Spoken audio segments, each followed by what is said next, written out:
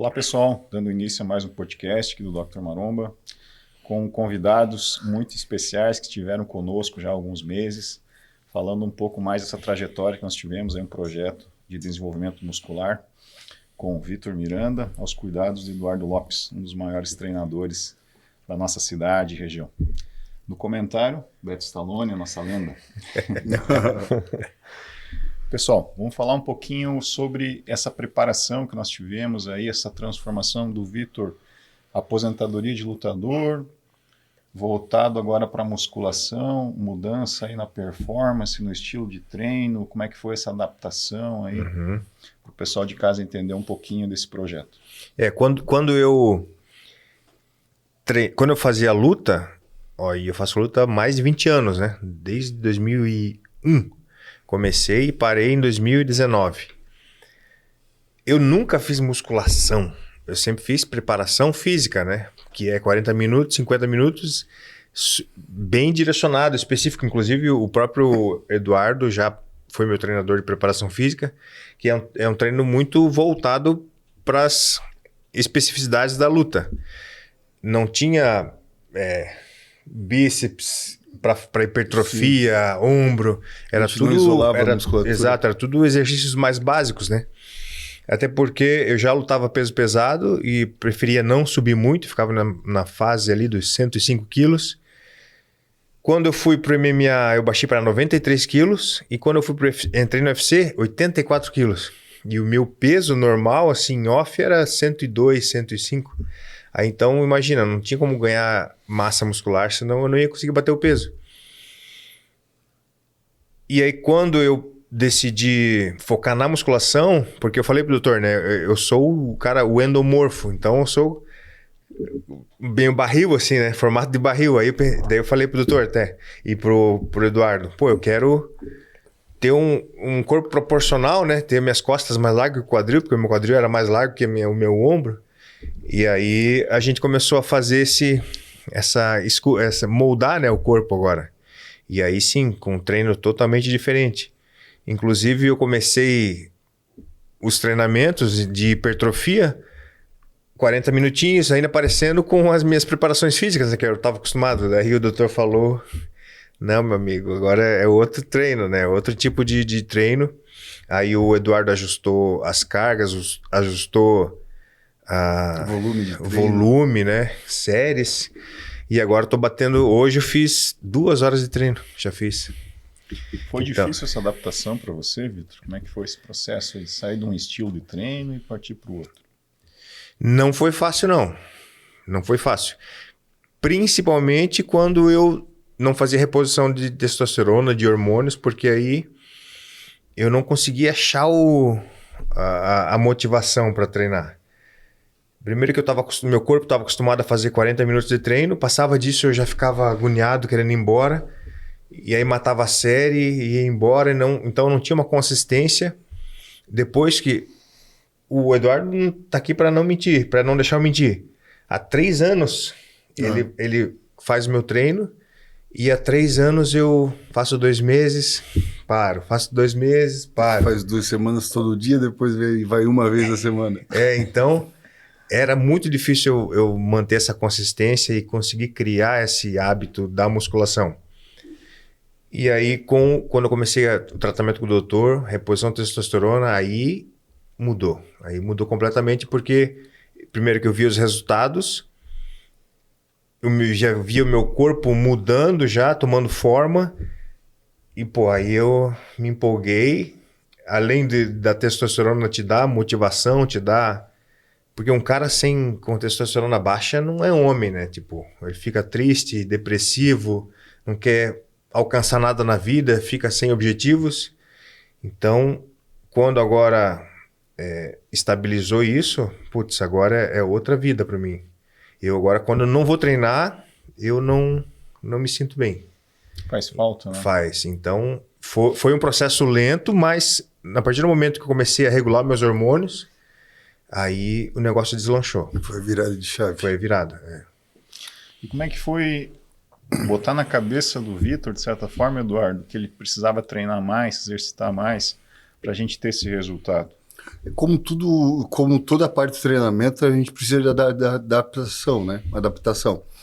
E ele estava habituado com um volume muito menor, né? Então a gente treinava força, 5 repetições, 3 repetições, ou pliometria, salto, 10 repetições, e um volume muito pequeno, comparado com o que ele faz hoje. Então eu tive que optar por verticalizar o volume ou horizontalizar o volume, ou seja, a gente começou com horizontalizado o volume. Então eu fazia ele ir mais vezes na semana e repetir mais vezes o mesmo músculo. Aí eu vou atingir um volume X. Depois eu comecei a optar por verticalizar. Comecei com 1 hora de treino, 1h30 de treino, 2 horas de treino. Aí chegou no volume máximo. Chegou no volume máximo, comecei a adicionar alguns supersets para aumentar ainda mais o volume. Então hoje ele faz um treino de 2 horas, mas era para levar... mil séries. Cluster, drop set, mas o treino dele era para levar umas 3 horas. Então ele está fazendo com uma densidade bem grande. Então, para entrar na cabeça dele que ele tinha que treinar 2 horas, eu não podia chegar e, tu vai treinar 2 horas, porque ele não tinha condicionamento físico para isso ainda. Então, eu fui aumentando o volume aos poucos para ele se adaptar, para ele chegar em 2 horas de treino e conseguir fazer as 2 horas de forma eficaz. Gradual, né? Isso. É o que a gente sempre comenta, né, Beto? A experiência é muito importante, né? A gente tem que pegar pessoas especialistas naquilo. Veja, o Vitor é um cara que 20 anos do esporte, né? Mas não está adaptado a isso. Exatamente, Sim. é outra modalidade. É outra pegada, né? Então a experiência de um treinador que tem o campo de visão de saber que aquele atleta, embora tenha 20 anos de treino em uma modalidade, a outra totalmente distinta. Sim. Ele precisa se adaptar como uma pessoa que está iniciando, né? Sim. Quase isso. Exatamente. E isso era difícil para mim entrar na minha cabeça, porque, como é que eu tô tendo dificuldade para fazer esse tipo de treino, sendo que eu treinava 3, 4, 5 horas de luta de boa. E aí, então eu saí da minha zona de conforto e foi uma barreira para eu conseguir me adaptar, ter paciência e basicamente humildade de sim saber, não é minha área isso aqui, então eu tenho que ir devagarzinho. Mas eu tenho que ter consistência, disciplina para não parar, porque a gente, para mim, um treino de luta de 2 horas, 3 horas é fácil. Agora, 40 minutos de musculação era difícil pra caramba. Então, realmente foram 6 meses Os 3 primeiros meses foram mais difíceis, que eu me adaptei, e aí os últimos 3 está sendo suave, assim, está sendo muito bom. Então, difícil, né? A fase específica dele, porque na verdade os 3 primeiros meses foi um período acumulativo, né? Então, na periodização é o período de base. Ele fazia bastante exercício básico para pegar toda a parte que o básico traz, né? Coordenação intermuscular, entre outras coisas. E os 3 meses agora, os últimos, foram específicos mesmo, bodybuilding mesmo. Então, o treino foi especificamente para alguém como se fosse competir. E foi importante a base, porque vou fazer uma elevação frontal com peso 14, 18 quilos, as minhas costas não aguentavam. Não consegui estabilizar por causa do agachamento, do terra. Aí agora eu consigo fazer os movimentos com peso para exigir os músculos isolados, só que eu tô com uma estrutura bem melhor, né? Bem melhor para isso. Ô, Vitor, tu tá treinando umas lutinhas de vez em quando ou não? Agora, esses 6 primeiros meses eu fiz focado em musculação mesmo, para não desvirtuar. E agora eu comecei a colocar 1 vez, 2 vezes na semana a luta. E com o peso que tu tá hoje, muda muita coisa na luta? Muda. Tipo, eu não tô treinando com intensidade, né? Tô fazendo mais escolinha, técnica, para não perder mobilidade, não perder a brincadeira ali, né? Mas eu não me exigi ainda tentando colocar a máxima de velocidade, explosão, porque provavelmente tô em outra... Tu sempre lutou num peso, né? Qual que era o teu peso? Quando eu lutava kickboxing, era pesado. 105 quilos eu lutava, com 105. E depois? E aí eu fui para MMA nacional, 93. E UFC, 84. E o máximo é o 93, o máximo do peso, né? Não, no UFC é 120, 120, o pesado. O limite é 120. Daí tem 93 para cima até 120, o meio pesado é até 93 e o médio até 84. Tem outra coisa também que muito atleta de luta erra, né? Porque o treino de hipertrofia é antagônico ao treino, né? É concorrente ao treino. Então, o cara com muito hipertrofiado, ele vai ficar lento, vai ter fadiga mais rápida, entre outras coisas. Então, a resistência muscular, a bioenergética toda muda do músculo, né? Então, se tu imprimir um treino de hipertrofia para um lutador, tu vai jogar esse cara lá embaixo. Ele vai ficar lento, ele vai ficar cansado. E tem outras situações também, porque uma semana de treino, de luta, tem que de MMA principalmente, tem que treinar boxe, jiu-jitsu, muay thai, wrestling. Então são no mínimo 4 modalidades. De base. E mais a preparação física. Então não tem como meter... Inclusive, os últimos anos, eu não corria mais. Porque a corrida é meia hora, 1 hora que tu gasta, que tu poderia estar treinando específico. E depois, a recuperação, tu poderia estar treinando outra coisa. Então, esses treinos concorrentes, como hipertrofia, corrida, coisas que eu não vou fazer na luta, a gente já tirava de lado para poder focar no específico. Né? Sim. E essa mudança para você, Vitor, deixar um pouco de lado a luta, meio que desenvolver uma paixão, né, aí pelo fisiculturismo, não um fisiculturismo de palco, mas viver como? Foi difícil? Conseguiu se adaptar? Isso foi fácil e, é o mais importante, eu acho, para o ex-atleta. Porque eu passei minha vida competindo e buscando o aplauso, reconhecimento.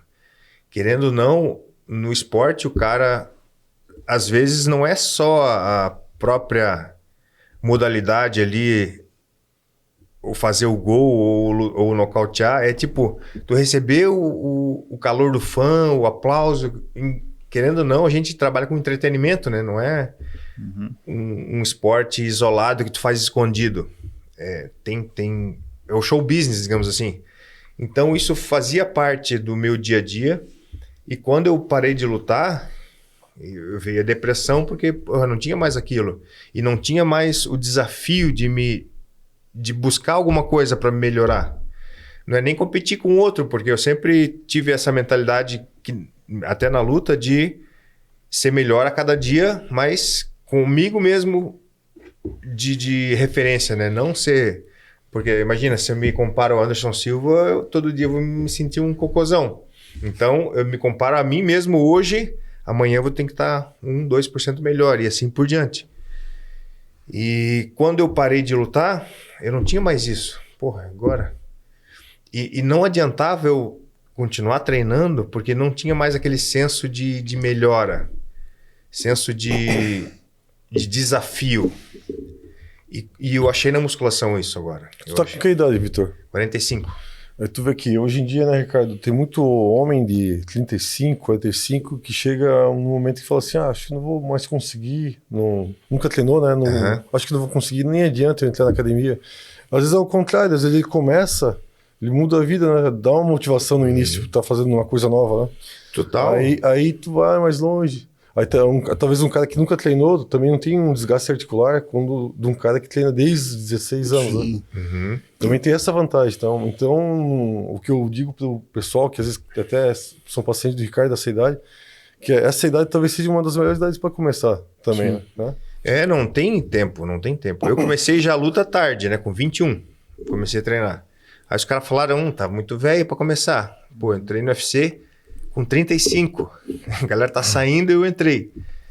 E saí com 40. Então, primeiro, não tem idade, cada um tem a sua biologia, o seu biotipo, a sua mentalidade, e para cada um o processo é diferente.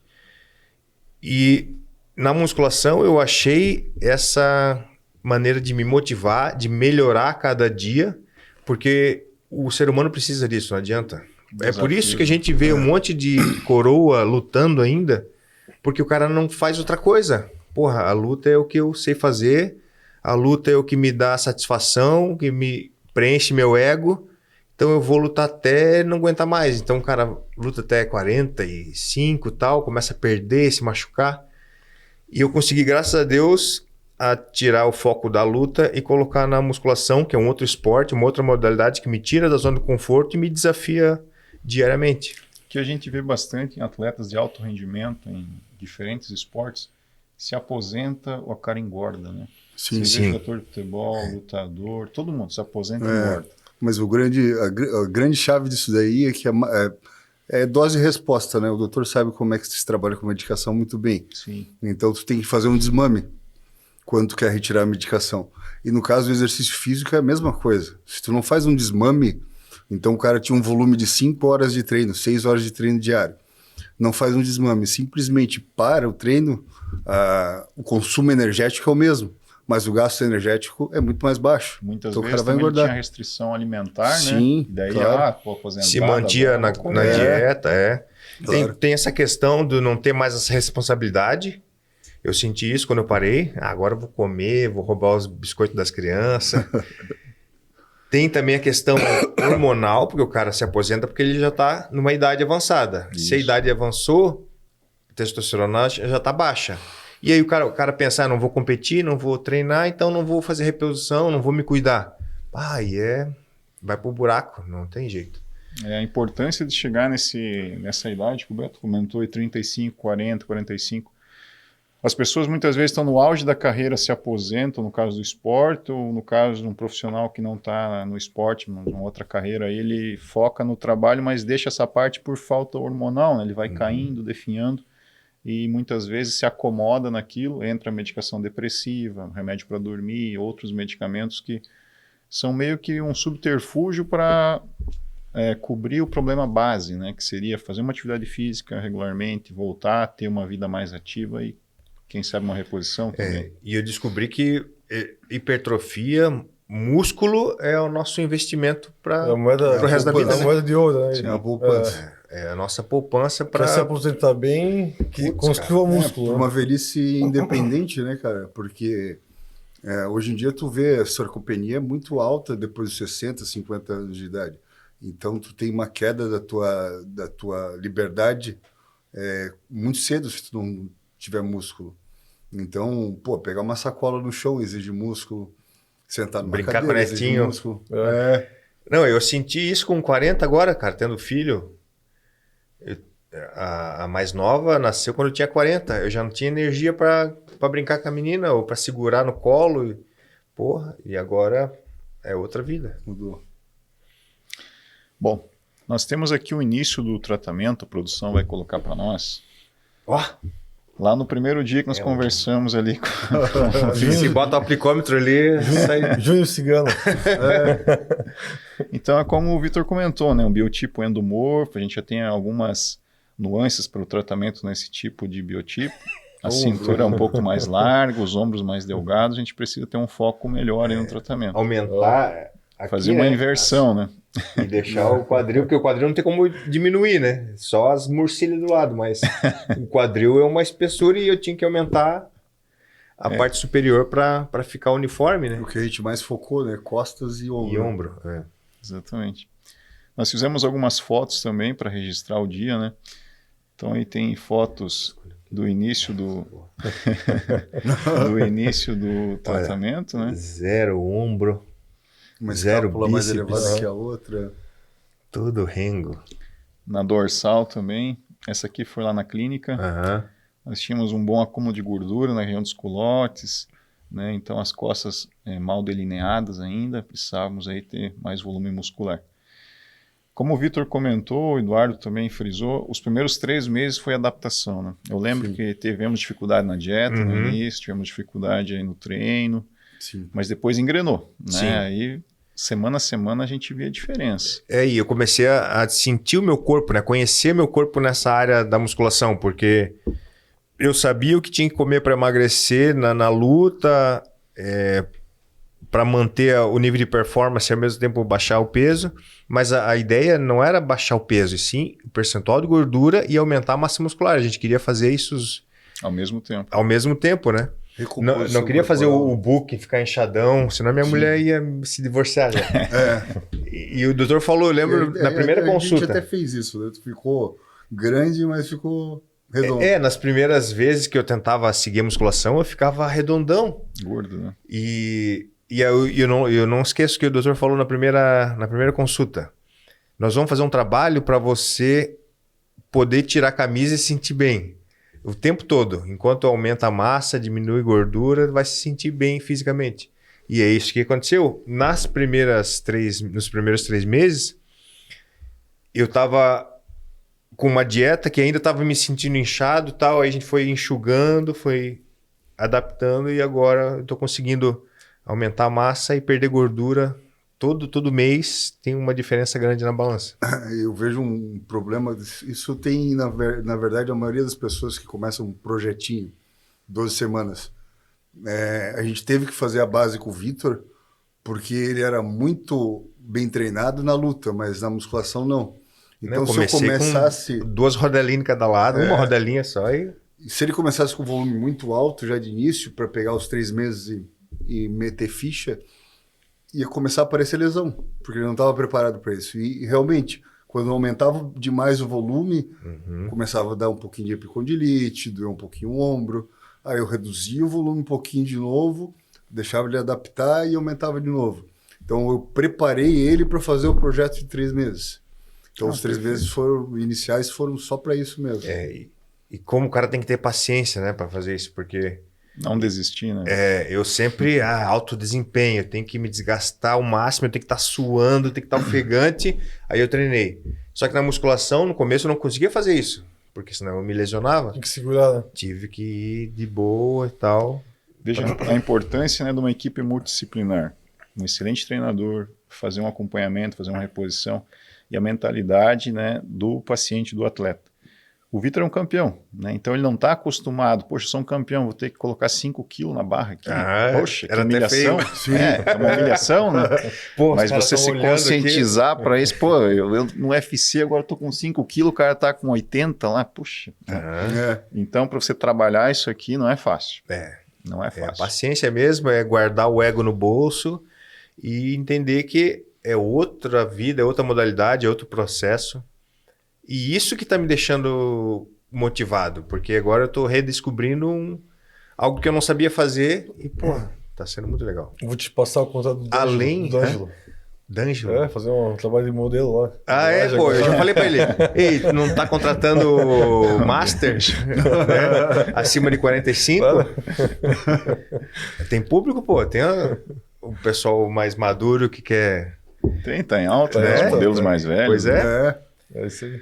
Bom, nós tivemos então, após 6 meses mais ou menos de tratamento, né? Preparação aqui do Eduardo. A produção vai colocar para nós aqui o antes e o depois. Diferença, hein? Aí do Vitor. Sinistro. Qual que é a diferença de peso aqui, Vitor, de medidas para o pessoal de casa? Medida eu não fiz, só que exatamente o mesmo peso. Só que a gente mudou. Daqui para cá foram 9 quilos de massa muscular e 9 quilos a menos de gordura.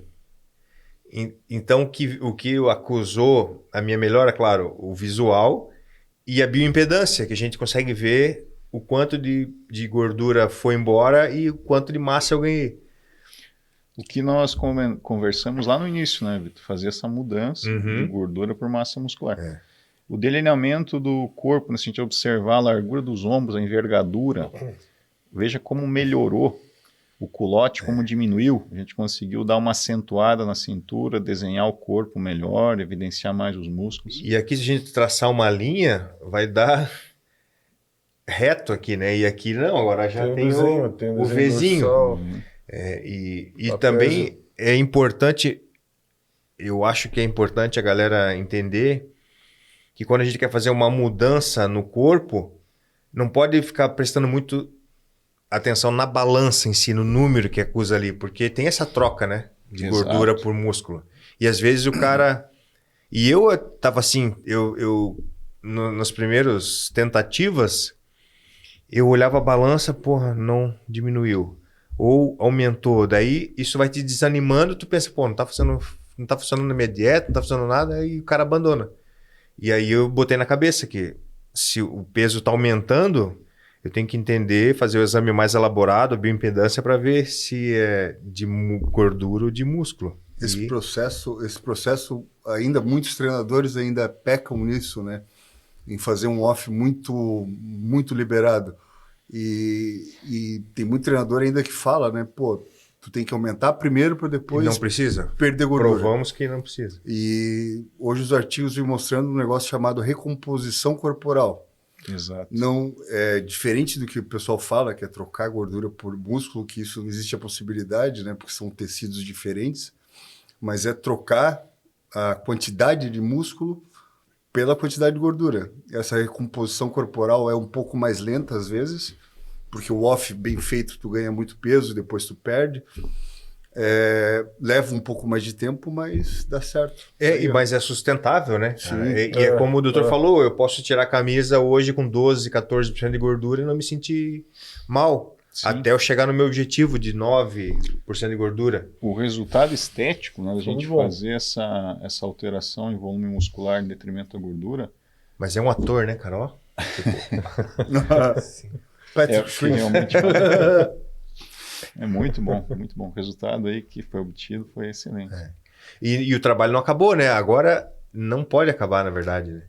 Tipo, Agora tem vem bastante- a parte de especificar mais ainda, pegar agora e trabalhar os detalhes. Exato. E aqui nessas fotos ali eu tô com 14% de gordura. Só que a nossa meta é chegar no 10, 9, 8 e ver como é que eu me sinto, né? Eu fiz uma meta de massa magra para 100 quilos. Aqui eu tô com 98. 98 quilos de massa magra, que acusa na bioimpedância, e 14% de gordura. Eu quero chegar a 100 de massa magra e 10 de gordura para ver como é que fica o shape, como é que fica o corpo e ver, pô, quero manter assim ou quero aumentar mais, aí... Nós vamos trabalhar, acreditamos que até final do ano a gente vai ter mais um podcast aí Isso, para mostrar mais um para depois, mostrar e depois, o 9% de gordura. para mostrar aí a evolução, que agora que o negócio realmente engrenou, né? O Vitor Uhum. se apaixonou pela musculação, o Eduardo conseguiu convencê-lo a treinar da forma correta. Agora a gente vai, como o Eduardo sabiamente comentou, os detalhes, né? Desenhar melhor o abdômen, tirar a gordurinha residual e cada vez fica mais marcado o delineamento aí do Vitor. Tá gostando, Vitor? Boa, demais, demais. Agora, porra, E o pessoal quer saber do protocolo aí do Vitor, né? Como é que foi? Tratamento, Foi, claro. foi assim razoável? Como que foi a texto? olha, até o Eduardo falou, cara, eu acho até que a testa não tá tão alta, que tava 1.400 no último exame que eu fiz. Uhum. Eu não sei, não tenho nem ideia o quanto que os caras grandão usam, mas... 5 mil, Aff, já vi Maria, 7 mil. Sim. Mas 1.400 é, uma função ótima para manter Sim. um bom treino sem ter variação, né? Sim. Consegue, né? 1.500 assim, eu acho uma boa base. O que eu procuro fazer, nós procuramos fazer lá na clínica, né? Sempre ver a realidade do paciente, o que ele almeja, né? Os excessos é o que fazem mal. Então, eu vejo o resultado que a gente teve em 6 meses, com um bom treino, uma boa dieta e um nível hormonal nem é tão alto, E né? tipo, A gente não tem- estagnou. Continua Nesse evoluindo. mesmo processo, nesse mesmo protocolo, na mesma dieta, no mesmo treino, ainda eu vou chegar onde eu quero sem mudar nada, sem intensificar nada, porque o processo está sendo contínuo, né? É que se tu pega Exato. esses protocolos de 3 meses, os caras chegam a usar 2 gramas de testosterona por semana. O corpo não absorve, não É, adianta. é muito, É né? um superávit aí que o corpo não tem a capacidade de absorver com os receptores que ele detém. Sim. Então é desnecessário fazer isso. E sobra para alguns outros órgãos, né? Próstata, Sempre. coração, etc, né? Tudo que é em excesso vai dar problema em algum momento. Sim. Né? Outra coisa que é importante a gente comentar, acho, Vitor, teve algum colateral nesse momento? Nada. Até a Paula ficou impressionada que não tive espinha. Tipo, uma coisa que as pessoas têm quando tomam testosterona acima do nível normal, né? Da espinha não deu nada, a minha pele sempre sem oleosidade, só o que já era normal, sem espinha nenhuma, sem colateral, sem agressividade. E era engraçado porque quando eu tentei fazer as minhas aventuras sozinho, sem médico, eu tomei testosterona, só que eu ficava bolota, inchado, E ficava e agressivo. qualquer coisa que eu discutia em casa, a Paula, essas testosterona que tá tomando aí. e eu estourava, mas não sei se era Isso era nas underground, né? Não tomava com receita, nada. Esse é o problema, né, das underground. Às vezes a superdosagem, né? Às vezes pode ter mais do que, né? Aí pode ser. E aí agora... que coloca mais, né? Mas conta pra nós esse aí, impressionado da Paula. E como é que foi impressionado? Impressionado? Foi impressionado contigo? O desempenho não, mudou? Porque o desempenho sexual... Cara, eu queria que ela estivesse aqui, porque ela ia confirmar. Esses 6 meses que eu tô fazendo tratamento, não tive nenhuma alteração de humor, nada. Sem espinha, sem efeito colateral, sem tetinha, Cara, e ainda mais mantendo o cabelo, que é o mais importante. Mas dá pra ver no resultado ali, né? No geral, pô, foi muito bom. Muito bom. A importância da gente sempre usar protetores, né? Então, o tratamento hormonal, seja com testosterona ou ergogênicos, né? A gente está usando um ergogênico, o Vitor também vamos comentar. A proteção. A gente tem uma proteção neuroendócrina e os órgãos mais sensibilizados para o paciente não ter problema de saúde. É possível fazer? Óbvio que é possível. Só fazer da forma correta, com os medicamentos corretos. Hoje a indústria farmacêutica nos disponibiliza um arsenal farmacológico fantástico. As doses corretas na proporção para o tratamento, para aquele paciente, sempre o tratamento individualizado, o resultado é isso aqui, ó, sem colaterais, o paciente está bem, se sentindo bem. E aumento da qualidade de vida, né? Com certeza. Sempre se sentindo bem, motivado. Pô. Outro fator que comentou aqui, o cabelo, né? O Vitor fez transplante capilar. Sempre é uma pergunta, né? Vou usar hormônio, vai cair meu cabelo, fiz transplante. Não tivemos nada, né, Vitor? É só usar os protetores, inibir o DHT, usar os fatores de crescimento. Beto, aqui outro exemplo também. Então, é totalmente controlável, né, desde que se faça corretamente. E essa é a importância do cidadão fazer com o médico. Não adianta fazer sozinho. Porque sozinho vai dar efeito colateral, o cara não vai ter uma dieta ajustada que condiza com o que ele quer, com o objetivo e com o treinamento. Não vai estar treinando o suficiente para gastar essa gasolina de avião, aí o cara desanima. Outra coisa que eu vejo a galera copiando o protocolo de alguém que já fez um protocolo com o médico. Galera, não copia o protocolo de ninguém. O cara vai copiar o meu protocolo, individual, eu tenho 115 quilos. Pô, um cara tem 70, Exatamente. vai dar ruim. Uma pergunta para o Eduardo, que é um treinador bem experiente. Quando a gente faz uma modulação hormonal num paciente, no caso do Vitor, o treino muda, né? Então a gente tem que ter mais intensidade. Qual que é o cuidado que o treinador que está começando lá deve ter com esse paciente? Meu aluno começou a fazer um tratamento, o que ele deve observar? Posso botar mais carga? Tem que ser gradual? Tudo depende do tipo de droga que vai ser utilizada. Então, bem como a meia-vida dela também. Então, tem as drogas que são orais, que são usadas como pré-treino. Tu tem que saber o tempo que ela leva para atingir o pico, para tu poder imprimir um treino mais intenso ou menos intenso. Então, de acordo com o protocolo hormonal, tu consegue distribuir as cargas e volume de treinamento. Então, o treinador tem que ler, tem que ter contato com o médico para saber pelo menos a meia-vida da droga, quanto tempo ela vai levar para depurar essa droga toda, qual vai ser o pico no dia, para tu poder imprimir o horário de treino para o teu atleta. Então, esses cuidados, que é estudar além da educação física, o profissional tem que ter. E tem essa questão também de que o músculo ele cresce e fica mais forte num tempo diferente que os ligamentos, né? Que outros tecidos. Então, tem que ir com cuidado de qualquer maneira. Como tinha comentado antes ali, né? A fase de adaptação. Se tu não faz essa fase de adaptação, o músculo cresce desproporcionalmente a tendão e ligamento. Não que tendão e ligamento cresça, mas eles vão ficar mais fortes. Então, a partir do momento... O Ronaldo Fenômeno é um exemplo típico disso. Uhum. Ele foi para a Europa, ele era todo franzino, fizeram ele tomar hormônio, ele teve um aumento abrupto da musculatura e o tendão e ligamento não acompanhou esse desenvolvimento. Então, ele teve aquela ruptura total da patela. Lembro. E eu vi uma entrevista dele, do Ronaldo, ele falou o seguinte, cara, a gente treinava muito errado. Eu, novinho, sem músculo, sem resistência, os caras me botavam para correr com um Cafu, com aquela galera que já era monstra já. Sim. Então, a periodização, o treinamento individualizado, isso faz toda a diferença para o cara não se lesionar e ter longevidade. No futebol ainda é uma particularidade, porque cada posição precisa de um treinamento específico, né? Então, um corre mais, outro tem que ter mais explosão. Então, o certo teria que ter um preparador físico para cada posição, né? Não tem.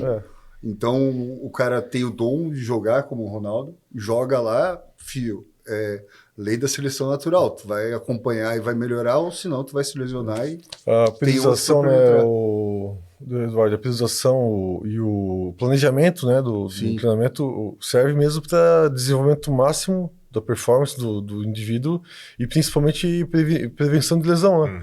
Você pega todos os atletas agora do fisiculturismo, agora é nítido ver isso, o planejamento que eles fazem para estar competindo 2, 3, 4, 5, 6, 10 anos sem ter lesão, né? Sim. Porque antigamente era meio kamikaze, os caras treinavam tudo igual. Na verdade, antigamente não se fazia deload.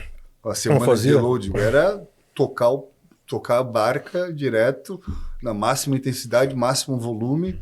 E a gente sabe que intensidade é inversamente proporcional ao volume, então eles aumentavam muito o volume, mantinham a intensidade, usavam muita droga, aí não faziam uma semana de deload, ou 2 semanas, dependendo da periodização escolhida, né? E acabam se lesionando. Se lesionando. Então, pessoal, vejam a importância de a gente ter aí uma equipe multidisciplinar para ter um sucesso terapêutico, né? Então, um preparador experiente, uma dieta bem ajustada, a carga hormonal progressiva, né? Tudo tem que ser devagar. Como o Eduardo sabiamente comentou, complementado aqui pelo Vitor, os tendões eles são fortalecidos de maneira posterior ao crescimento muscular. O músculo hipertrofia bem mais rápido, o tecido muscular esquelético, em detrimento ao tendão. O tendão é a estrutura que une o músculo ao osso. Então ele leva bem mais tempo para ficar forte. Então se você não cuidar, colocar muita carga, o paciente uso hormonal vai ter força, ele vai tracionar e acaba se lesionando. Por isso, muitas vezes, no início você segura um pouco o hormônio no paciente, o treinador também segura a carga para ele fortalecendo. Depois a gente vai incrementando. Foi o processo que nós fizemos aqui com o Vitor. Ele não é uma pessoa que está começando, ele tem 20 anos de experiência no esporte, mas em um outro tipo de esporte. Então ele teve a maturidade, a humildade de saber, poxa, eu estou começando também, vou progredir devagar para hoje ter esse resultado. E eu tô vendo essa evolução rápida, assim, eu vejo a galera que começou... Quando eu comecei, digamos assim, entrei na academia no começo do ano, aí eu via várias pessoas no mesmo nível que eu, de corpo. E aí, 6 meses depois, agora eu tô em um outro patamar e o cara tá no mesmo nível, né? E aí tem essa questão da consistência do volume, de tudo, né, cara? Eu já lembrei o que ia falar. O doutor estava falando aqui a importância de ter uma equipe multidisciplinar, ou no mínimo um médico e um bom treinador, né? Um bom profissional de educação física. E a gente não aprende vendo podcast. Tipo, eu vejo um monte, tudo é muito generalizado, né? As informações que os caras soltam é de uma maneira geral, mas o médico, no tete-a-tete, ali ao vivo, que ele vai ver teus exames, vai ver todos os indicadores e vai conseguir montar algo específico, né? Para acontecer o que o Beto falou, alta performance e segurança, né? Para não se lesionar. Exato. Nós comentamos também sobre o complemento no tratamento aqui do Vitor, em específico, de testosterona com um ergogênico. Nós optamos por uma medicação chamada estanozolol. Né? Essa medicação é de largo conhecimento, já no país está há aproximadamente uns 60 anos. Ela foi produzida em 1964 pelo laboratório Winston. Ela pertence à classe dos 17 alfa-alquilados. Esses medicamentos a gente deve ter um cuidado específico aí com o fígado, né? Toda uma proteção que a gente deve fazer no paciente. Por que combinar testosterona com o ergogênico quando a gente quer melhorar a performance de um paciente, além de trazer vitalidade, bem-estar? A testosterona, sozinha, ela consegue trazer um volume muscular, força física, melhora na libido. Porém, a parte de lipólise, a queima de gordura, a extração de líquido extracelular, ela não trabalha nesse campo. Então a gente precisa de um reforço, muitas vezes, de um ergogênico para fazer esse trabalho e conseguir lapidar melhor o resultado. Também sem exageros, não é necessário cargas cavalares, é a dosagem certa para aquele paciente. Se é um paciente aqui de 110, 115 quilos, vai ser uma dose. Um paciente lá de 70 quilos é outra dose, ele tem quase a metade do peso. Então tudo isso influencia, né? Tem que ter esse tato fino, essa sensibilidade, juntamente com os protetores para aquele paciente, para aquele caso em específico. O Vitor, qual que foi a tua experiência com o estanozolol? Cara, eu não sei te dizer, porque eu não tive experiência com outras coisas.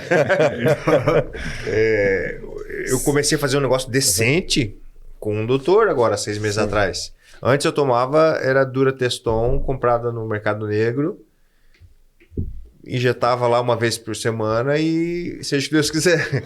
Mas não fazia dieta, não usava nenhum protetor. Então, tipo, não funcionava, né? Entendi. Os casos que nós temos com medicação no mercado paralelo, né? Peguei vários casos já em consultório.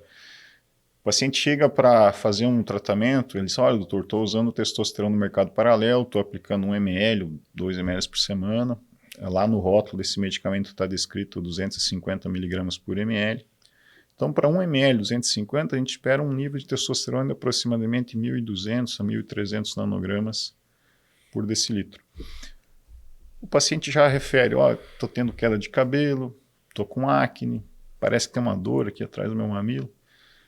Você faz o exame no paciente, ele retorna para você analisar clinicamente antes de fazer uma prescrição, ele está com uma testo lá de 5.000, 6.000, peguei várias vezes isso. O que ocorre? Não há uma fiscalização na produção desse medicamento, desse fármaco, há uma superdosagem ali dentro e ele acaba trazendo esses colaterais e muitas vezes não estão usando nenhum tipo de protetor. Mulheres, muito mais grave. Então, mas eu uso só 2 esquinhos na seringa. Mas imagina quanto tem ali, tem dose para um homem. Né? Então, a importância de ter um controle farmacêutico, aí, a Anvisa no Brasil, por exemplo, para a gente saber exatamente quanto que esse paciente está usando. Segundo problema, quero continuar com a medicação no mercado paralelo, mas vou usar os protetores nacionais. Também é muito difícil. Você vai prescrever uma proteção para 250 miligramas, quando na verdade ele está usando lá quase 2 gramas sem ele saber. Então fica muito difícil de conseguir. Ou tem o problema da superdosagem e também da diluição do produto, né? Esse é um terceira instância. Terceiro relato, olha, eu estava usando aqui 250 miligramas, estava com uma libido muito boa, peguei um frasco novo, agora estou sem libido, o que aconteceu? Aí tu vai ver naquele ali tem menos da metade, né? Então tá uma queda abrupta, né? Não tem essa linearidade. E os caras falam assim, porra, tá tomando suco? Eu falei, esse tem na farmácia, cara, é só você se consultar com o médico, pegar a receita. Há muito...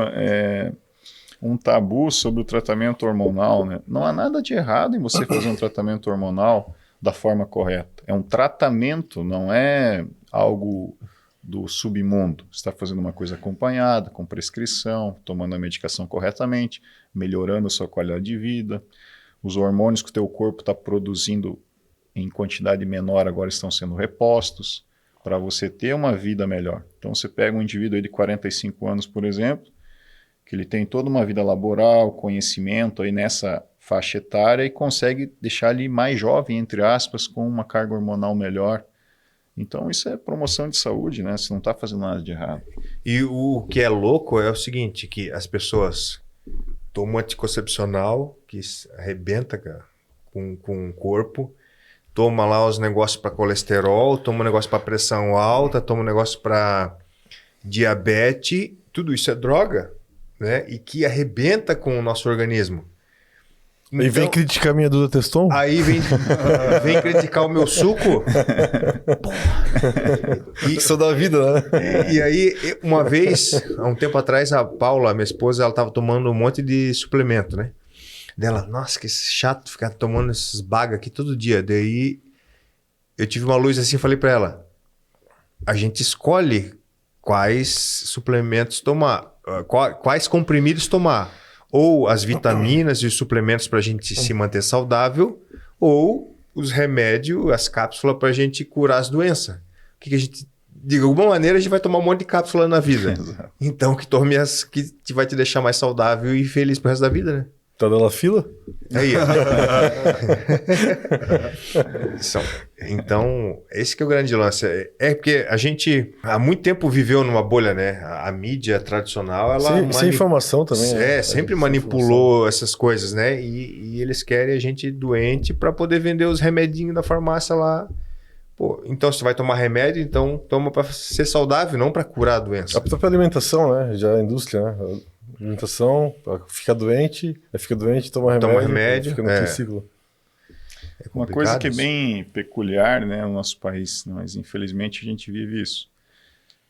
Prescrição de hormônios, sejam de reposição, esteroides anabolizantes, né, eles têm uma classe de receita, que é a classe C5. Precisa ter CPF do médico, precisa ter o termo lá do especialista, precisa ter dosagens, tudo exatamente descrito, motivo, né? Não é errado. Agora você pega um outro medicamento, como o paracetamol, por exemplo, né? Você compra ele, uma criança compra no balcão da farmácia ali. Uma superdosagem de paracetamol é letal, né? Se tomar uma determinada dose ali, não há o que fazer. É falência hepática em uma semana e o paciente vai a óbito. Então veja a discrepância aí de legislação que nós vivemos. Outra questão, as canetas emagrecedoras hoje, na Saxenda, Ozempic, o paciente vai lá e compra sem receita. Faz uma superdosagem, tem uma hipoglicemia severa e acaba morrendo. O hormônio não vai fazer isso. Então veja a discrepância de informações, a forma que a mídia muitas vezes coloca, banalizando algumas coisas que na verdade não é bem por aí. Não tem milagre, né, cara? Tipo, a Paula me explicou uma vez sobre o Ozempic, que ela murcha a célula de gordura, mas elas estão lá. As células não morrem, né? Elas vão ficar lá a vida toda. E aí o cara usa aquilo, mas continua sem treinar, continua com os hábitos alimentares ruins, com sono desregulado. Aí quando o cara para, volta absolutamente tudo igual. Ou pior. O corpo sempre tende a voltar ao que ele é, né? Quando parou o estímulo, né? Vai voltar. Então, porra, não tem milagre. É alimentação, sono, treino. É que o Ricardo falou, né, de um jogador de futebol quando se aposenta, né, vai engordando, porque para de jogar e tal. Sim. Só que o problema nem é só isso, é ele criar novos hábitos. Começar a beber bebida alcoólica, começar não sei o que, fazer isso aqui. Aí vai criando maus hábitos. Aí cria o sistema da recompensa. A pessoa só quer aquilo, não quer. Aí vai se afastando da musculação, da dieta e tal. Então, acho que um dos piores problemas, né? E às vezes ele tem esses maus hábitos enquanto atleta, só que fazia atividade. Mas treina pra caramba, então mascara, né? Aí depois, quando o cara para de treinar, só continua com os maus hábitos e sem o treino. Aí lascou. Exatamente. Beto, você que é um treinador experiente aí, o que tu vê em relação ao caso do Vitor? A evolução que ele teve, essa adaptação que ele começou? Eu sou bem crítico assim, em relação a antes e depois, porque eu já vi cada antes e depois que só trocou a sunga. Mas no caso do Vitor, pô, é tipo um indivíduo endomorfo, né? Com bastante gordura, alto. Normalmente o indivíduo tem muita dificuldade de criar uma definição muscular, igual tu criou nas fotos ali. Às vezes é mais fácil pegar um magrinho e hipertrofiar, né? E crescendo, né? Até ficando definido, do que pegar um cara assim... já com uma idade mais avançada, tal, não é um cara de 30 anos, 40 anos. E chegar nesse nível, ficou muito bom o teu resultado. Eu achei assim, uns antes e depois mais assim, obrigado. Que eu já vi já. Culpa desses dois aí. Bate neles, cara. E tem essa questão também do ajuste da dieta, porque eu comecei fazendo uma dieta, digamos assim, dieta para maromba mesmo, para perder gordura, aumentar massa, só que eu vi que pro meu biotipo não funciona. A quantidade de carboidrato que a gente estava colocando me deixa inchadão. Então, mais uma questão da individualidade de cada paciente. A gente foi se ajustando, então eu tô com uma dieta bem com baixo carboidrato, alta proteína, e assim eu me sinto bem saciado, consigo treinar bem. e fazer essa troca, né? Músculo, subir o músculo e descer O gordura. que o Eduardo comentou, né? Tipo, tá sendo bem progressivo, assim, né? O teu desenvolvimento, não é igual o off, que fazia o offzão, depois despencar, fazer um pré-conto e sofrimento, ficava um talvez- rosto, uma caveira. Talvez É. isso é para quem está Tá competindo, né? competindo. Mas eu exatamente. quero a longo prazo, né? É. Eu quero tá no shape, tá bem daqui até Mas sabe os que eu 90 anos. que eu agora. percebo, Vitor e Eduardo, assim, alguns atletas eles se mantêm num nível bom o ano inteiro. Aí quando faz um pequeno Uma ajuste forçada. final, Uhum. não tem muito esse aspecto, assim, de perder a saúde facial, fica, né? Vai pro palco, o árbitro vai te olhar, aquele rosto ali parece que tá envelhecido. Doente. Fica umas caveiras, né? Perde ponto, né? Então, eles pegam um sujeito com um aspecto melhor, um físico parecido, o árbitro vai direcionar pro cara que tá com mais aspecto de saúde. Então, essa progressão, assim, aos poucos, dieta, treino e tal, vai te fazer bem não só pro corpo, mas pro aspecto de saúde, né, facial também, né? É o que a gente vê hoje no esporte, no fisiculturismo, por exemplo, né? Não tá mais tendo esse sobe e desce aí de off-book, né? Mantém-se o atleta meio que num nível ali, só dá aquele ajustezinho para o campeonato e já volta. Sempre dando aquele aspecto de vender saúde, né? Em detrimento a um super corpo, uma super definição. É o que eu sempre priorizo nos pacientes também. A gente tem que trabalhar um pouco mais longevo, mas sempre com qualidade. Aquele negócio, vou precisar botar uma roupa para ir para a piscina, para a praia, tirar a camiseta, tem que me sentir bem, em qualquer momento. E outra coisa que mudou também em atletas de fisiculturismo, que antigamente não tinha tanto campeonato, então eles faziam um off muito grande, porque tinham tempo para se preparar para o campeonato. Hoje em dia o cara compete 6 vezes no ano, Exato. ele tem que estar Tem que sempre, estar sempre preparado. Exatamente. Pessoal, mais alguma relevância aqui sobre o antes e depois do Vitor? Para mim, um resultado extraordinário. Eduardo, eu tivemos uma certa parcela de ajuda aí para o Vitor, mas 90% é o paciente. Se ele não treinar, se ele não comer, se ele não tomar o remédio, não adianta. A gente só faz o complemento. Né? Eu tô feliz pra caramba e se puder deixar um recado pra galera é que paciência, porra. Eu fiquei 3 anos no limbo e aumentei gordura pra caramba, 23% de gordura quando começamos a fazer o protocolo. Só que isso não foi do dia pra noite, foram ao longo de 3 anos. E como é que eu quero em um mês recuperar o corpo? Não dá? Então eu sei que o negócio é um processo contínuo, lento, e a gente tem que ter paciência e não parar, né? Não desistir. Bacana. Eduardo? Prazer foi meu. É isso aí. Bom, E o trabalho não para, né? Não Vamos para. continuar Não para, tocando. chegar firme. Provavelmente, final do ano, a gente vai ter mais um retorno Com certeza. aí, aquele resultado abaixo do 10%. Sim. Pessoal, Dr. Maromba de hoje fica por aqui. Nosso conteúdo fica disponível no nosso canal no YouTube. Um forte abraço a todos e até o próximo podcast. O retorno